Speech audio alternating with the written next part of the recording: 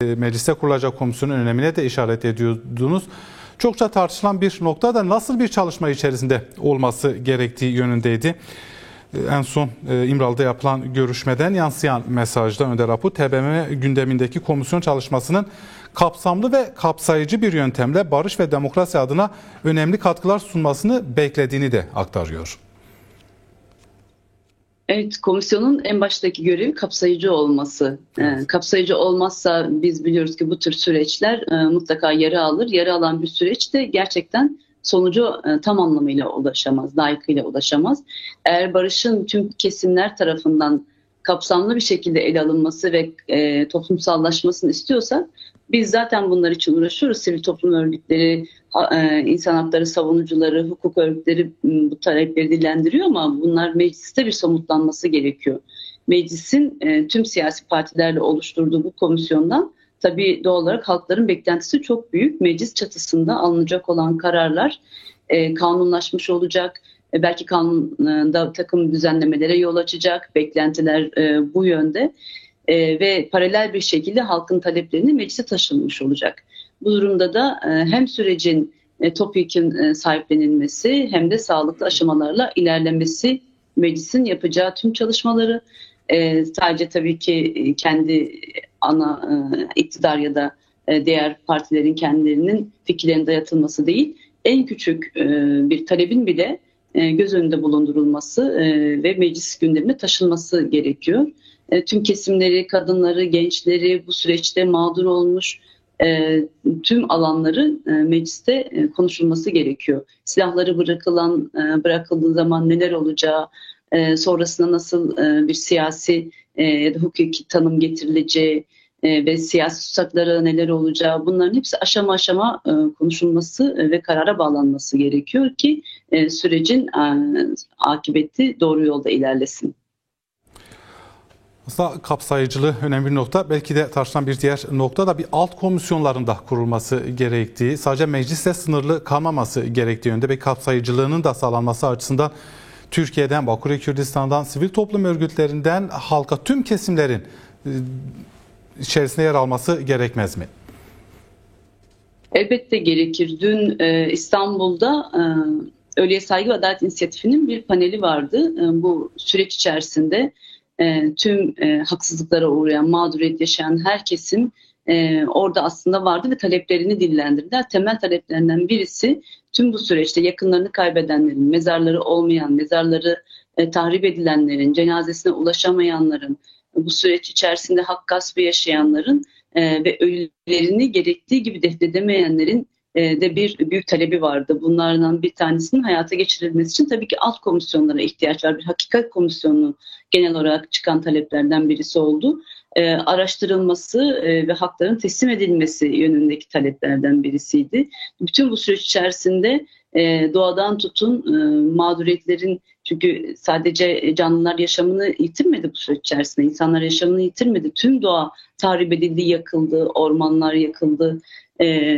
Kürdistan coğrafyasının önemli bir bölümüne ciddi zararlar verildi. Oradaki canlıların yaşam hakkı ellerinden alındı ve kendilerini savunamayan canlılardı doğa ve hayvanlar. Ve birçok bu tahribatın da araştırılması gerekiyor. Tek yönlü sadece insanlar üzerinden düşünmemek gerekiyor. Birçok yerde yaptığımız görüşmelerde bu talepler de var. Tabii ki kadınların çok ciddi bir talebi var haklı olarak. Savaşın mağduriyeti, en çok yaşayan kadınlar, çocuklar. Bunların hepsinin ayrı ayrı ele alınması, bunların alt komisyonlarına desteklenmesi ve herkesin ortak talebi mutlaka bu süreç içerisinde mağduriyetlerinin en azından faillerin cezalandırılarak giderilmesi, en azından kanun düzenlemelerin yapılarak bir nebze olsun insanların içinin ferahlatılması talebi var. O yüzden de bu alt komisyonlara ciddi anlamda ihtiyaç var. Bu da aynı zamanda bir toplumsal barışın sağlanması açısından hayati önemde. Bir yandan da demokratik toplumun inşası içinde yoğun bir çalışma içerisindesiniz DEM Parti olarak. Bugüne kadar yanılmıyorsam 2000'e yakın halk toplantısı düzenlendi. Birincisi, bu toplantılardan yansıyan temel mesaj ne oluyor? Bir diğeri, Ağustos ayında da yoğun bir program bekliyor bizleri. Evet, biz Haziran ortasında başladık. Bir buçuk aydır ciddi bir sayıda halk toplantısı gerçekleştirildi. Halen devam ediyor. Hatta bizim planladığımızın üzerine biz 2000 civarında bir toplantı planlamıştık ama gelen talepler bu sayının üzerine de çıkacak gibi görünüyor. Temmuz sonu itibariyle de neredeyse tamamlanmış olacak tüm halk toplantıları. Ağustos ayı içerisine girdiğimizde toplantılar bir doyuma ulaştı. Tabii ki yetmiyor. Her kesimle bir araya gelmek bizim temel hedefimiz. Ama aynı zamanda sokak ayağını da icra etmek gerekiyor. 1 Eylül'e gidiyoruz. 1 Eylül Dünya Barış Günü'ne giderken taleplerin zaten barışın hayata geçmesi. Bu yüzden sokakta bunu farklı kesimlerle her konuda talebimizi dillendirmek. Yani sadece barış tek başına istemekle olmuyor. Doğayla da barışmak gerekiyor. Ekolojik yıkım, her gün bir yangın haberiyle ve hayatını kaybeden insanlarla ya da evini terk etmek zorunda kalan insanlarla karşılaşıyoruz. Ekolojik yıkıma karşı sokakta olacağız. Tecrite karşı sokakta olacağız. Sayın Öcalan'ın evet görüşmeler gidiyor ama bu görüşmelerin sınırları var. Devlet belirlediği tarihte, belirlediği sayıda kişilerle gidiliyor. Oysa ki bu sürecin sağlıklı bir şekilde ilerlemesi Sayın Öcalan'ın özgür çalışır koşullarının sağlanmasıyla, tecritin tam anlamıyla kalkmasıyla mümkün olacaktır. Baştan beri söylüyoruz. O yüzden tecrit için de bir miting planlıyoruz. Cezaevindeki halk gaspları inanılmaz boyutlarda. Süreleri bitmiş olmasına rağmen infazları yakılan birçok maalesef tutsak var. Onların bırakılması, hasta tutsakların hızlıca tedavisi için bırakılması, cezaevindeki koşulların düzeltilmesi ve mağduriyetleri giderilmesi, orada haksız yere, suçsuz yere yatan binlerce belki insan var. Onların mağduriyetlerinin giderilmesinin cezaevi önünde de ya da cezaevinin taleplerini yöneten birçok eylem de planlanıyor aynı zamanda. Kürdistan'ın birçok yerinde başta haberde de yerler tek tek belirtilmişti. Yürüyüşler de planlanacak. Yani bu Ağustos ayını bütün sıcağa rağmen sokaklarda geçireceğiz. Temel taleplerimizi bir kez daha hatırlatacağız. Bir kez daha hep birlikte bunun gerçekleşmesi için mücadeleyi her kesimle ortaklaşarak büyütmeyi hedefliyoruz. Değerli Elif Bulut, belki bir çözümün, bir barışın sağlanması bir yana Türkiye'nin demokratikleşmesinden de geçiyor. Tam da bu noktada belki son soru olarak bu eylemlerin şu ana kadar bir somut adını göremediğimiz iktidarı baskı altında tutmak, belki adım atmaya itmek için önemi nedir bir diğeri?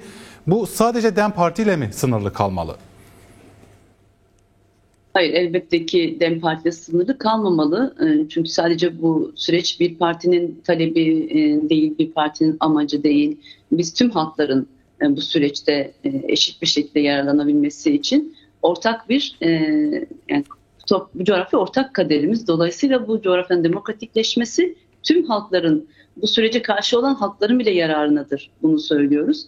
O yüzden tüm eylem, etkinliklerimizi yaparken mutlaka emek, barış, demokrasi güçleri, bu alanda mücadele eden, hak savunuculuğu yapan bütün yapıların beraber yol alması için görüşmelerimizi yapıyoruz. Sürekli sivil toplum örgütleriyle görüşüyoruz. Siyasi partilerde, yerellerde görüşüyoruz. Ve tüm yapılarla ortak alana çıkıp mücadele etmek istiyoruz. Bu yüzden biz her türlü ortaklaşmaya hazırız ve bunu çoğaltmak da istiyoruz. Ulaşamadığımız, süreci anlatamadığımız kimsenin kalmaması gerekiyor. Bunlar elbette ki iktidarda şu hissi yaratacak.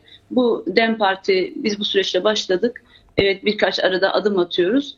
DEM Partisi bununla ya da kitlesi bununla yetinir ve bizim doğrultumuzda hareket eder gibi beklentisinin de olmaması gerektiğini vurguluyoruz. Biz kararlıyız, istikrarlı mücadelemizi sürdürmeye de devam edeceğiz. Sokaklardan da çekinmiyoruz, mücadele alanlarına çekinmiyoruz. Tam tersine her sorun, her kesimin sorunun çözümü barışta kilitleniyor ve demokratikleşmede kilitleniyor. Biz de bunları dillendirmek için iktidarı da kararlılığımızı bir kez daha göstermek için alanlarda olacağız.